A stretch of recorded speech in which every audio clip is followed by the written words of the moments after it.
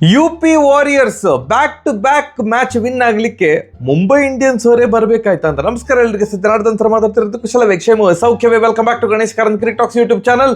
ಇವತ್ತು ಶುಭ ಶನಿವಾರ 2 ಮ್ಯಾಚ್. ಈಗ RCB ಮ್ಯಾಚ್ ಶುರುವಾಗ್ತಿದೆ. ಅದಕ್ಕಿಂತ ಮುಂಚೆ ಮಧ್ಯಾಹ್ನದ ಮ್ಯಾಚ್ ಇದ್ದದ್ದು UP warriors versus Mumbai Indians women's ತಂಡದ ವಿರುದ್ಧ. ಆಲ್ರೆಡಿ UP ವಾರಿಯರ್ಸ್ ಅವ್ರು ಏನು ಸತತ 3 ಮ್ಯಾಚ್ಗಳನ್ನು ಸೋತು ಕಂಗೆಟ್ಟಿದ್ರು. ಆವಾಗ ಮುಂಬೈ ಇಂಡಿಯನ್ಸ್ ಎದುರಾಯಿತು. ಮುಂಬೈ ಇಂಡಿಯನ್ಸ್ ಮೇಲೆ ಹರ್ಲಿನ್ ಡ್ಯೂಯಲ್ ಅವ್ರು ಯಾವ ಥರ ಆಡಿದ್ರಂತ ನಿಮಗೆ ಗೊತ್ತುಂಟು. ಭಯಂಕರ ಸೂಪರಾಗಿ ಸ್ಟ್ರೈಕ್ ರೇಟಲ್ಲಿ ಸೂಪರಾಗಿ ಒಂದು 60+ ರನ್ ಹೊಡೆದ್ರು. ಆ್ಯಂಡ್ ಅವರಿಗೆ player of the match award ಬೇರೆ ಸಿಕ್ಕಿತ್ತು.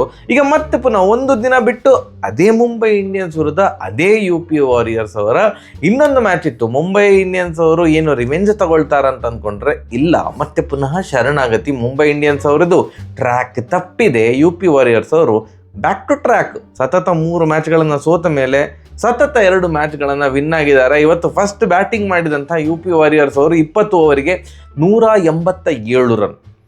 ಏನು ಮುಂಬೈ ಇಂಡಿಯನ್ಸ್ ಅವರ ಬೌಲಿಂಗ್ ಅಟ್ಯಾಕ್ ಎದುರು 187 ರನ್, 8 ವಿಕೆಟ್ ನಷ್ಟಕ್ಕೆ ಹೊಡೆದ್ರು.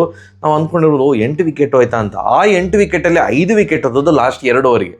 ಲಾಸ್ಟ್ 2 ಓವರಿಗೆ ಎಂತ ಮಾಡಿದಂತ ಗೊತ್ತಿಲ್ಲ, 5 ವಿಕೆಟ್ ಡಬ್ ಅಂತ ಹೋಯ್ತು.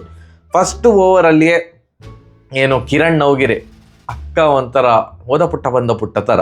ಈ 5 ಮ್ಯಾಚ್ ಆಡಿದ್ರಲ್ಲ, 5 ಮ್ಯಾಚಲ್ಲಿ ಸಹ ಕಾಂಟ್ರಿಬ್ಯೂಷನ್ನೇ ಇಲ್ಲ ಕಿರಣ್ ನವಗಿರೆ ಅವರ ಕಡೆಯಿಂದ UP ವಾರಿಯರ್ಸ್ ಅವರಿಗೆ. ನೆಕ್ಸ್ಟ್ ಮ್ಯಾಚಲ್ಲಿ ಕೂರಿಸ್ಬೋದು, ಬಟ್ ಅವರ ಬೆಂಚ್ ಸ್ಟ್ರೆಂತ್ ಹೇಗೆ ಉಂಟಂತ ನನಗೆ ಗೊತ್ತಿಲ್ಲ. ಅಕ್ಕ ಡಕ್ಔಟು. ಬಟ್ ಏನು ನೆಕ್ಸ್ಟ್ ಪೂರ್ತಿ ಆ ಹೊಡೆಬಡೆ ಆಟ ಆಡಿದ ಅವರ ಕ್ಯಾಪ್ಟನ್ ಮೆಗ್ಲಾನಿಂಗ್ ಮತ್ತು ಲಿಚ್ಫೀಲ್ಡ್, ಇಬ್ಬರು ಆಸ್ಟ್ರೇಲಿಯಾದವ್ರು ಏನು ಹೊಡೆದ್ರು ಮಾರ. ಇಬ್ಬರು 2 ಎಂಡಿಂದ ಡಮ್ ಅಂತ ಬಾರಿಸ್ತಾನೆ ಇದ್ದಾರೆ. ಆ್ಯಂಡ್ ಫೀಬಿ ಲಿಚ್ಫೀಲ್ಡ್ ಅವರು ಫಸ್ಟಿಗೆ ಸ್ಲೋ ಆಗಿ ಸ್ಟಾರ್ಟ್ ಮಾಡಿದರು. ಅದಾದಮೇಲೆ ಗೇರ್ ಚೇಂಜ್ ಅಕ್ಕ. ಏನು ಇವರು 45 ಬಾಲಿಗೆ 70 ರನ್ ಹೊಡೆದ್ರು ಅವರ ಕ್ಯಾಪ್ಟನ್ ಮೆಗ್ಲಾನಿಂಗ್ ಅವರು. ಫೀಬಿ ಲಿಚ್ಫೀಲ್ಡ್ ಅವರು 37 ಬಾಲಿಗೆ 61 ರನ್. ಇವರಿಬ್ಬರು ಕಡೆಯಿಂದ ದೊಡ್ಡ ಪಾರ್ಟ್ನರ್ಶಿಪ್ ಬಂತು. ಅದಾದ ಮೇಲೆ ಚಿಕ್ಕದಾಗಿ ಚೊಕ್ಕದಾಗಿರುವಂತಹ ಒಂದು ಇನ್ನಿಂಗ್ಸ್ ಹರ್ಲಿನ್ ಡ್ಯೂಯಲ್ ಅವರ ಕಡೆಯಿಂದ ಬಂತು. ನಾ ಹೇಳೋದು ಅಭಿಷೇಕ್ ನಾಯರ್ ಅವರು ಮಾಡಿದ ಒಳ್ಳೇದೇ ಆಯ್ತಾ ಅಂತ, ಹಾಗೆ ರಿಟೈರ್ಡ್ ಔಟ್ ಮಾಡಿ. ಯಾಕಂತಂದರೆ ಅದಾದಮೇಲೆ ಆ ಒಂದು ಫೈರ್ ಹುಟ್ಟಿಕೊಂಡಿತ್ತಲ್ಲ, ಅದಾದಮೇಲೆ ಅವರ ಬ್ಯಾಟಿಂಗ್ ವೈಖರಿಯೇ ಚೇಂಜ್ ಆಯಿತು, ಇಂಟೆಂಟೇ ಚೇಂಜ್ ಆಯಿತು. ಫುಲ್ ಪಾಸಿಟಿವ್ ಕ್ರಿಕೆಟ್ ಆಡ್ತಾ ಇದ್ದಾರೆ.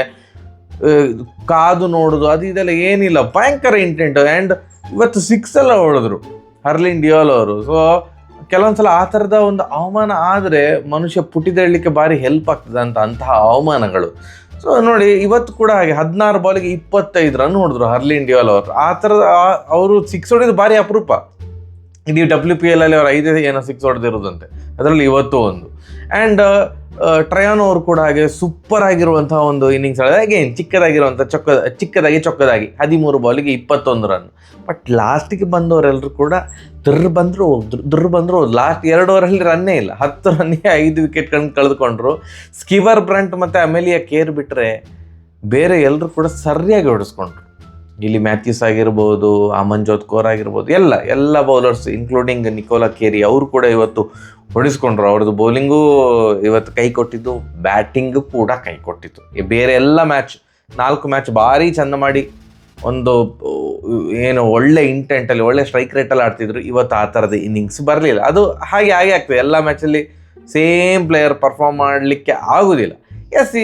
ಮತ್ತೊಂದು ಓಪನಿಂಗ್ ಪೇರ್ ಚೇಂಜ್ ಮಾಡಿದರು ಮುಂಬೈ ಇಂಡಿಯನ್ಸ್. ಇದು ಯಾಕೆ ಓಪನಿಂಗ್ ಪೇರ್ ಈ ಥರ ಚೇಂಜ್ ಮಾಡ್ತಿದ್ದಾರೆ ಅಂತ ನಂಗೆ ಅರ್ಥನೇ ಆಗ್ತಾಯಿಲ್ಲ. ಪ್ರಾಪರ್ ಓಪನರ್ಸೇ ಇಲ್ವಾ ಹಾಗಾದರೆ? ಇವತ್ತು ಸಜನಾ ಅವ್ರನ್ನ ಕಳಿಸಿದರು ಇಲ್ಲಿ ಮ್ಯಾಥ್ಯೂಸ್ ಜೊತೆ ಆಡಲಿಕ್ಕೆ. ಫಸ್ಟ್ 2 ಮ್ಯಾಚ್ ಕೇರ್ ಅವರು ಆಡ್ತಾಯಿದ್ರು ಓಪನರ್ ಆಗಿ, ಅಮೆಲಿಯಾ ಕೇರ್. ಅದಾದಮೇಲೆ ಅಮನ್ಜೋತ್ ಕೌರ್ ಅವ್ರನ್ನ ಆಡಿಸಿದ್ರು. ಜಿ ಕಮಲಿನಿ ಇದ್ದರು. ಇವತ್ತು ಜಿ ಕಮಲಿನ ತೆಗೆದು ಲಾಸ್ಟ್ಗೆ ನಂಬಿಕೆ ಇಲ್ಲಮ್ಮ ನಿನ್ನ ಮೇಲೆ ಅಂತ ಅಂದ್ಕೊಂಡ್ರು ಏನಂತ ಗೊತ್ತಿಲ್ಲ. ಮತ್ತೊಂದು ಓಪನಿಂಗ್ ಪೇರ್ ಚೇಂಜ್ ಮಾಡಿದರು, ಅದು ಕ್ಲಿಕ್ ಆಗಲಿಲ್ಲ. ಹೀಲಿ ಮ್ಯಾಥ್ಯೂಸ್ 13 ರನ್ ಹೊಡೆದು ಔಟ್ ಆದರು. ಸಜನ್ ಅವರು 10 ರನ್ ಹೊಡೆದು ಔಟ್ ಆದರು. ಏನು UP ವಾರಿಯರ್ಸ್ ಅವರು ಫಸ್ಟ್ 10 ಓವರಲ್ಲಿ ಚಚ್ಚಿದ್ರಲ್ಲ, ಅಲ್ಲಿ ಆಲ್ಮೋಸ್ಟ್ ಅರ್ಧ ಮ್ಯಾಚ್ ವಿನ್ ಆಗಿದ್ರಲ್ಲ.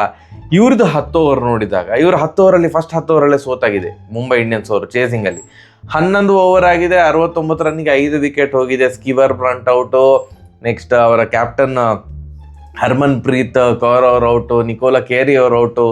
ಸೊ ಯಾರು ಕೂಡ ಇವತ್ತು ನಿಲ್ಲೇ ಇಲ್ಲ. ಕೊನೆಗೆ ಆಲ್ಮೋಸ್ಟ್ ಮ್ಯಾಚ್ ಸೋತ ಮೇಲೆ ನೋಡಿ ಫಸ್ಟ್ 10 ಓವರ್ 11 ಓವರಿಗೆ 69 ರನ್ ಆಗಿದೆ. ಮಿಕ್ಕಿದಂಥ 9 ಅಥವಾ 10 ಓವರಲ್ಲಿ 120 ಹತ್ರ ಹೊಡಿಬೇಕು, 120 130 ಹೊಡಿಬೇಕು ಅಂತಂದಾಗ ಅದು ಆಗೋದಿಲ್ಲ. ಲಾಸ್ಟ್ 10 ಓವರಲ್ಲಿ ಏನೋ ಟ್ರೈ ಮಾಡಿದ್ರು, ನಿಯರ್ಲಿ 100 ರನ್ ಹೊಡೆದ್ರು. ಅಮನ್ಜೋತ್ ಕೌರ್ ಮತ್ತು ಅಮೆಲಿಯಾ ಕೇರ್ ಅವರಿಬ್ಬರು ಕೂಡ ಒಂದು 25 ಬಾಲ್ 40+ ರನ್ನಲ್ಲಿ ದಡಬಡ ಅಂತ ಹೊಡೆದ್ರು. ಬಟ್ ಸ್ಟಿಲ್ ಆಗಲಿಲ್ಲ, ಎಂತ ಮಾಡ್ಲಿಕ್ಕೆ ಆಗೋದಿಲ್ಲ. ಕೊನೆಗೆ ಅಟ್ ದ ಎಂಡ್ ನೋಡಿದಾಗ ಫಲಿತಾಂಶ 22 ರನ್ಗಳಿಂದ ಸೋತರು ಮುಂಬೈ ಇಂಡಿಯನ್ಸ್.